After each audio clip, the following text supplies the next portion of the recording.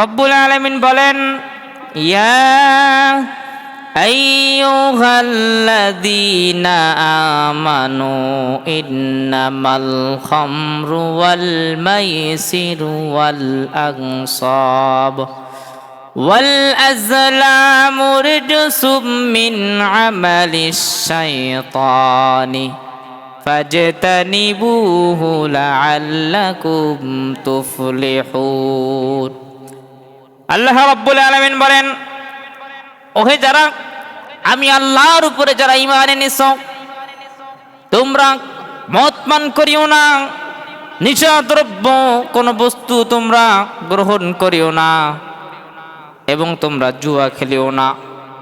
আজ আমার সমাজের যুবক, বর্তমান সমাজ, একটি পরিবার, একটি সমাজ, একটি রাষ্ট্র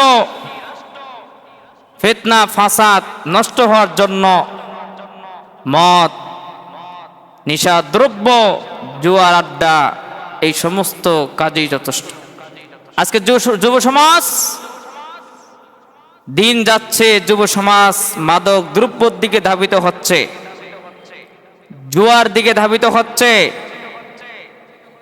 তার কারণ বর্তমান যুব সমাজ ইসলামের জ্ঞান না থাকার কারণে। আজকে আমরা যদি আমাদের সন্তানগুলোকে সর্বপ্রথম আল্লাহ তাআলার হুকুম যদি আমরা তাদেরকে শিক্ষা দিতাম, আজকে যখন আমাদের সন্তান পৃথিবীতে যখন ভূমিষ্ঠ হয়, তখন আমরা আমাদের সন্তানগুলোকে নিয়ে প্ল্যান করি কিভাবে আমার সন্তানকে আমি আগে ইঞ্জিনিয়ার বানাবো, আমার সন্তানকে আমি ডাক্তার বানাবো, আমার সন্তানকে আমি ম্যাজিস্ট্রেট বানাবো। কিন্তু একজন মুসলিম হিসাবে আমাদের সর্বপ্রথম যে প্ল্যান করা উচিত যে আমার সন্তানকে আমি আগে আমার ইসলাম যে ধর্ম, এই ধর্ম বিষয়, ইসলাম বিষয়ে তাকে আমাকে জানাতে হবে, অবগত করতে হবে। আল্লাহর পরিচয় তাকে শিখাতে হবে, রাসূলের পরিচয় তাকে শিখাতে হবে, জান্নাত জাহান্নামের পরিচয় তাকে শিখাতে হবে। তার কারণ হচ্ছে একজন যুবক যখন আল্লাহ তাআলার বিধান যখন তার মধ্যে শিক্ষা অর্জন করা হবে, ওই যুবক যখন রবের কোরআন যখন তেলাওয়াত করে রবের বিধানগুলো বোঝার জন্য সক্ষম হবে, তখন দেখা যাবে ওই যুবক আস্তে আস্তে তার মাধ্যমে কোনো অন্যায় কাজ হবে না। তার কারণ হচ্ছে আল্লাহ পাক রব্বুল আলামিন মহাগ্রন্থ আল কোরআনুল কারীম, এটি রব্বুল আলামিনের পক্ষ থেকে এমন একটি গ্রন্থ দিয়েছেন, যে গ্রন্থর কারণে, যে গ্রন্থকে বলা হয় পরশ পাথর।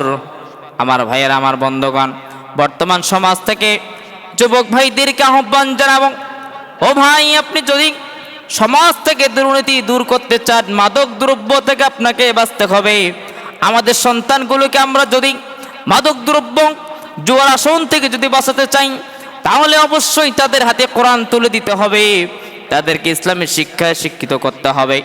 তাদেরকে আল্লাহ পাক রব্বুল আলামিন তাদের সম্পর্কে বলেন, কিতাবুন আনজালনাহু ইলাইকা লিতুখরিজান নাস মিনাজ যুলুমাতি ইলান নূর। সুবহানাল্লাহ।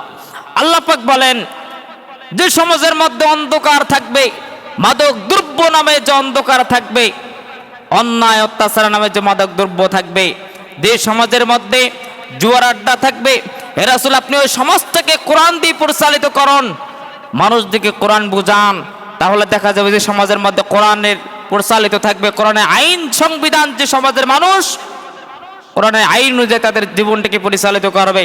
আল্লাহ পাক রব্বুল আলামিন বলেন, ওই সমাজ থেকে, ওই রাষ্ট্র থেকে, ওই পরিবার থেকে আল্লাহ পাক রব্বুল আলামিন মাদক দ্রব্য, নিশা দ্রব্য, জুয়ার আড্ডাগুলো আল্লাহ তাআলা উৎখাত করে দেবেন।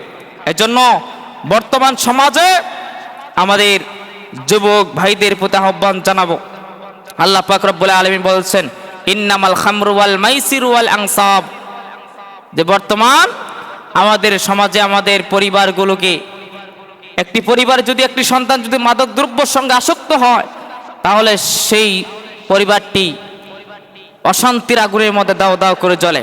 এই জন্য আমাদের পরিবারগুলোকে আমরা সুসজ্জিত করতে চাই, সমস্ত ফিতনা ফাসাদ থেকে যদি আমরা রেহাই পেতে চাই অবশ্যই আমাদেরকে সমাজ থেকে মাদক দ্রব্য উৎখাত করতে হবে।